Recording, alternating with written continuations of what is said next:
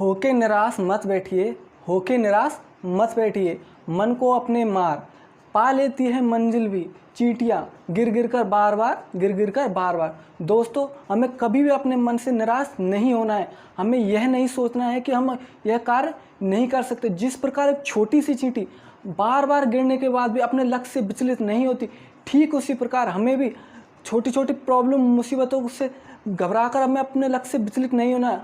हमें सफलता प्राप्त करने के लिए अपने लक्ष्य की निरंतर प्रयास करते रहना, तभी जाके हमें सफलता मिलती है। तो वेलकम फ्रेंड्स, स्वागत है आपका अपने चैनल स्टडी प्लस 1 में। दोस्तों, आज हम पढ़ने जा रहे हैं कोशिका का फर्स्ट भाग हमने इससे पहले बना चुका हूँ। किसी ने अगर पहला भाग नहीं देखा तो वो डिस्क्रिप्शन में लिंक है, वहाँ से जाकर देखते हैं। तो शुरू करते हैं हम कोशिका। तो चलते हैं हम पहले भाग की ओर। कोशिका का भाग, जिसमें पहला भाग आता है कोशिका भित्ति, सेल, बाल। बाल मतलब होता है दीवार, भित्ति या दीवार।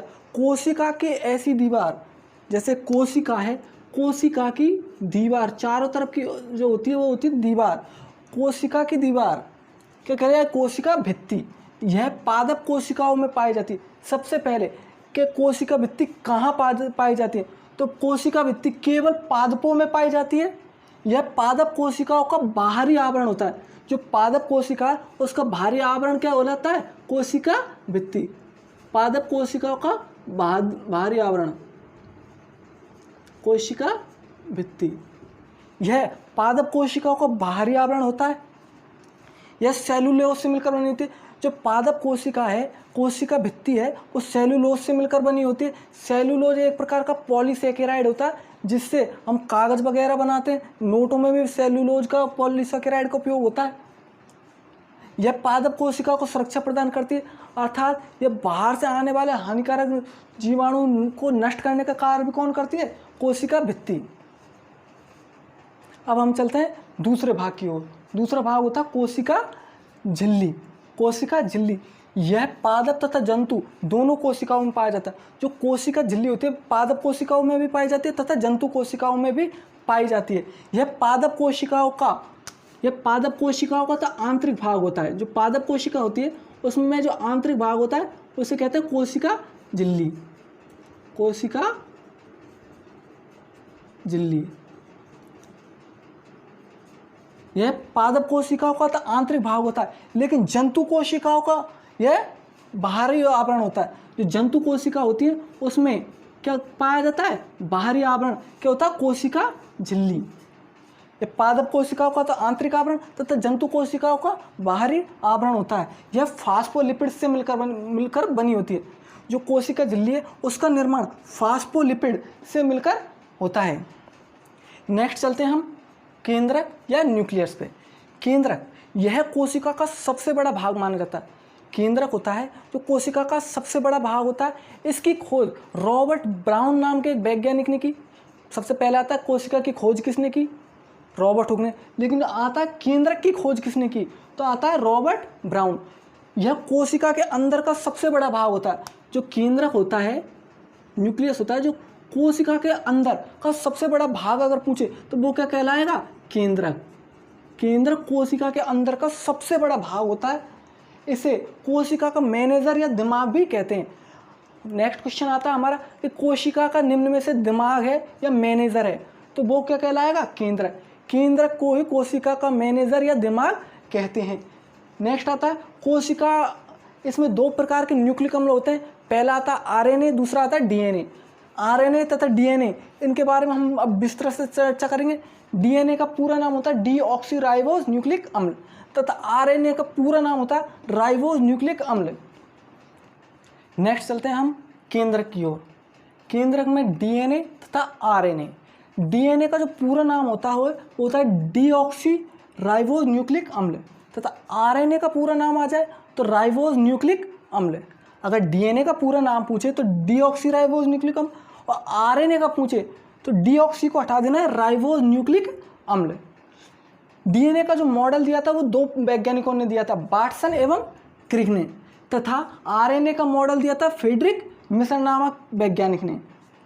यह केंद्रक व माइटोकॉन्ड्रिया दोनों में पाया जाता है। जो डीएनए है वो केंद्रक में भी पाया जाता है तथा माइटोकॉन्ड्रिया उन दोनों में उपस्थित होता है। जबकि जो आरएनए वो केंद्रक में तथा कोशिका द्रव्य में उपस्थित होता है। आरएनए केंद्रक में कोशिका द्रव्य में उपस्थित होता है।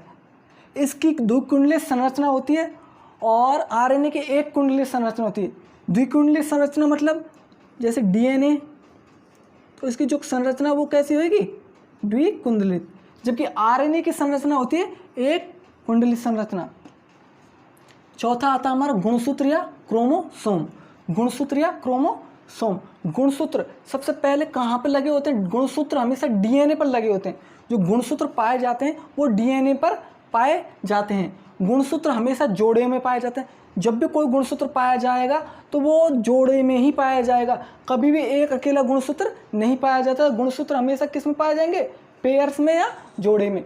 गुणसूत्र कोशिका विभाजन के समय दिखाई देते हैं। जब कोशिका आपस में टूटती है, उनका विभाजन होता है, तो उस समय हमें क्या गुणसूत्रों का दिखाई देता है। मानव में कुल 23 जोड़े गुणसूत्र होते हैं, जिसमें से 22 जोड़े गुणसूत्र देह संरचना का निर्माण करते हैं, तथा एक जोड़ा जो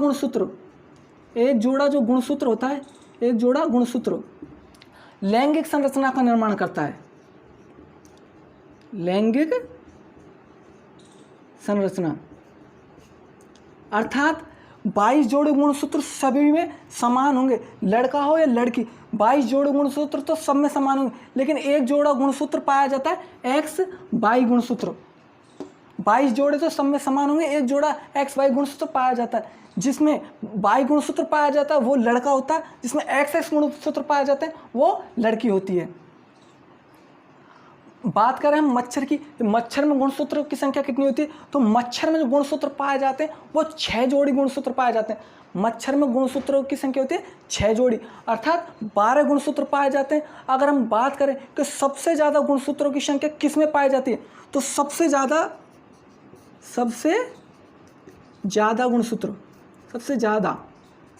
गुणसूत्रों की प्रजाति जो पाई जाती है 1600 से लेके 1800 वो पाई जाती है टेरिडोकाइटस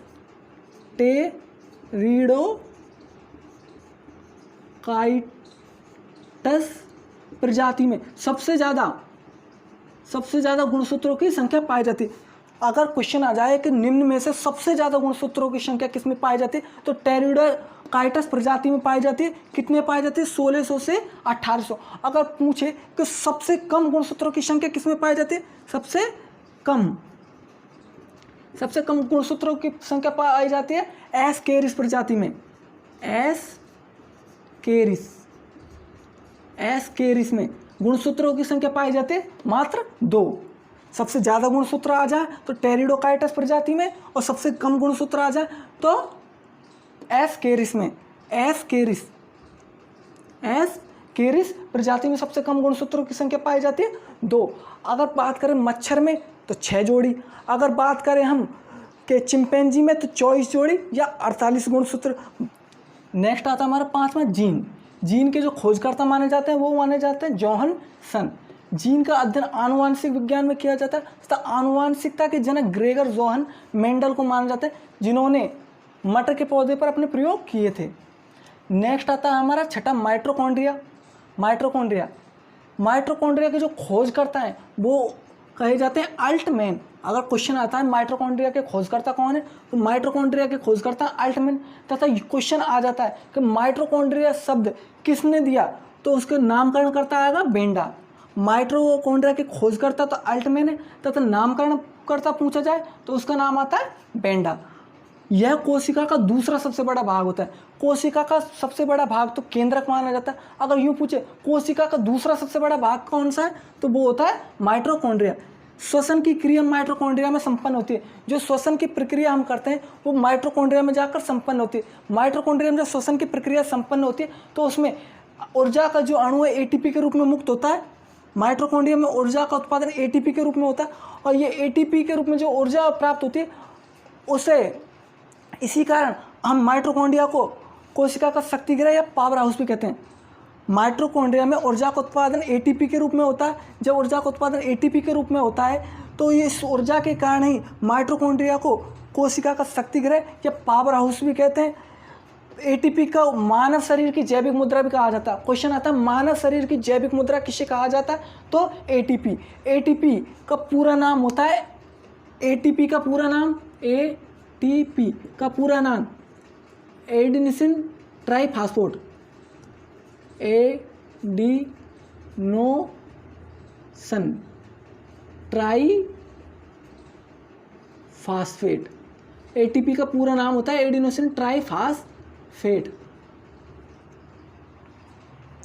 एटीपी का पूरा नाम एडिनोसिन ट्राइफॉस्फेट। एटीपी के एक अणु में 38 अणु ऊर्जा होती है। एटीपी के एक अणु में 38 अणु के बराबर क्या होती है, ऊर्जा उत्पन्न होती है। नेक्स्ट आता है हमारा लाइसोसोम। लाइसोसोम के जो खोज करते हैं वो माने जाते हैं डी डुब। डी डुब नामक वैज्ञानिक ने लाइसोसोम की सर्वप्रथम खोज की। लाइसोसोम में केवल एक झिल्ली पाई जाती है। लाइसोसोम में एक प्रकार की क्या पाई जाती है, झिल्ली पाई जाती है, जिसमें हाइड्रोलाइटिक एंजाइम उपस्थित होते हैं। लाइसोसोम में एक पतली सी झिल्ली पाई जाती है जिसमें हाइड्रोलाइटिक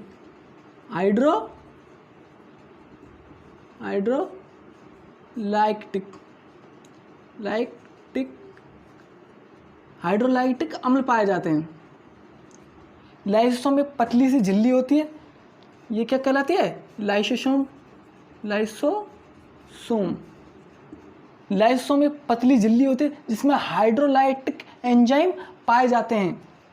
लाइसोसोम के खोजकर्ता डी डुब होते हैं। लाइसोसोम में केवल पतली सी झिल्ली होती है। लाइसोसोम लार में पाई जाती है और लाइसोसोम में हाइड्रोलाइटिक एंजाइम क्या है, उपस्थित होते हैं। जब ये हाइड्रोलाइटिक एंजाइम अत्यधिक मात्रा में बनने लग जाते हैं, जब हाइड्रोलाइटिक एंजाइम अत्यधिक मात्रा में अपघटित होने लग जाते हैं, तो ये अपनी ही थैली को क्या कर देते हैं, फाड़ देते हैं। इसलिए लाइसोसोम को आत्मघाती थैली भी कहा जाता है। जब ये हाइड्रोलाइटिक एंजाइम अत्यधिक मात्रा में प्रबल होकर अपनी ही थैली को फाड़ देते हैं, तो इसी कारण लाइसोसोम को आत्मघाती थैली भी कहा जाता है। ब्लड कैंसर के समय लाइसोसोम अत्यधिक मात्रा में प्रबल हो जाता है। क्वेश्चन आता है ब्लड कैंसर के समय कोशिका का कौन सा भाग अत्यधिक प्रबल हो जाता है, तो लाइसोसोम ब्लड कैंसर के समय अत्यधिक प्रबल हो जाता है। दोस्तों, अगर आपको मेरी वीडियो पसंद आई है तो वीडियो को लाइक करें, शेयर करें तथा कमेंट करें तथा हमारे चैनल को सब्सक्राइब करें। धन्यवाद।